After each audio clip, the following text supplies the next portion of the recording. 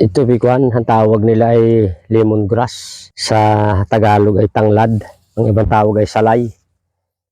Ito pala yung mabango. Kaya pala ang tawag ay lemongrass. Dahil ito ay halos kalintulad ng amoy ng limon. Hindi lang sa amoy ito maganda. Hindi lang sa amoy ito dapat maakit ang tao. Kundi sa mga kagamutan na idudulot nito sa tao pagka mayroong karamdaman. Alam niyo po, ito pong juice nito, mga kapatid. Itong buo, itong halaman na ito. Yan, inyong dikdikin lang po yan. Pigain nyo.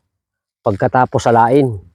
At pagkatapos ay ihalo ninyo. Pwede nyong haluan ng gatas. Pero ihalo nyo ito sa gatas pag ang gatas ay malamig na. O kaya ihalo ninyo sa sa mga ginagawa nyong tsaa na malamig na. Iinumin nyo po yun.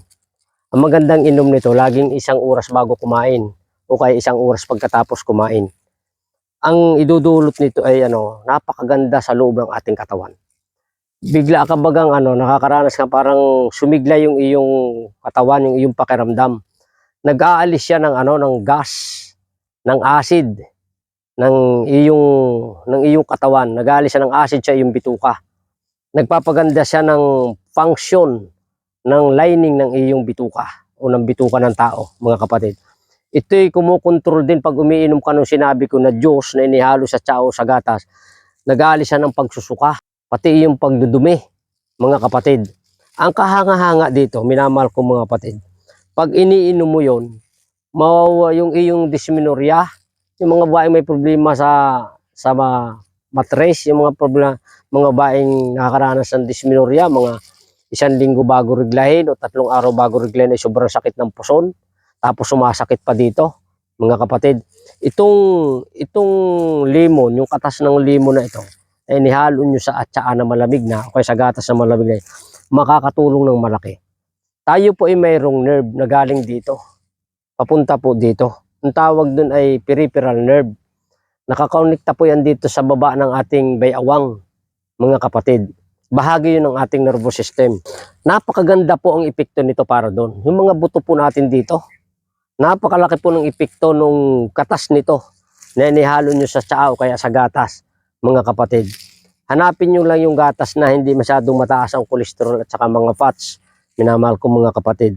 Ang isa pang kahanga-hanga dito, minamahal ko mga kapatid, ito'y nakakatulong ng malaki sa mga taong halos hindi nakakatulog. Ang dami ng taong hindi makatulog.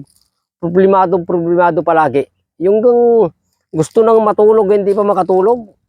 Talagang hirap na hirap mga kapatid. Yung sinabi ko sa inyo na katas nito, makakatulong ng malaki. Talagang aming ipinapayo na lagi kayong uminom ng katas nitong lemongrass o tanglad o salay na ihalo nyo sa inyo tiyan. Halimbawa, ang tiyan nyo ay nilagang malunggay.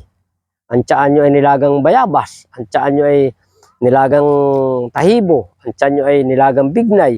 Basta yung malamig na, doon nyo ito ihahalo, mga kapatid. At iinumin po ninyo. Yun yung makakatulong ng malaki. Ang isa pang maganda nito mga kapatid, pwede nyo mismong gawing tsaa ito. Yan puno po na yan, mga kapatid. Inyong pitpitin lang. Tapos ay kung mga 5 o 7 piraso nito, tubigan nyo ng mga 1 litrong tubig o 1 litrong kalahati. Pakuluan nyo sa ng mga 25 to 30 minutes. Basta kumulo, alisin nyo ang takip, medyo hinaan ng apoy. Inumin po ninyo. At ito'y napakaganda. Minamahal ko mga kapatid. Pwedeng ito na rin ang lagayin at gawin nyo tsaa. Doon nyo na rin ihalo yung katas ng buong ito. Minamahal ko mga kapatid. Hindi po kayo mag-aalala. Basta mayroon po kayong mga iniinom ng mga pinaglagaan ng halamang gamot, katas ng halamang gamot. Makakatulong na po yun para ma-relieve po ang inyong nararamdamang mga karamdaman sa inyong katawan. Samahan po ninyo ng matyagang pananalangin. Ito po mga halamang gamot ay kaloob ng Diyos sa atin. Kaya masabuti na bago po ninyo inumin, bago nyo kainin, ay inyo pong ipanalangin muna sa Panginoon na maging daluyan ng kanyang biyaya ng pagpapagaling. Pagpalain po kayo ng Panginoon.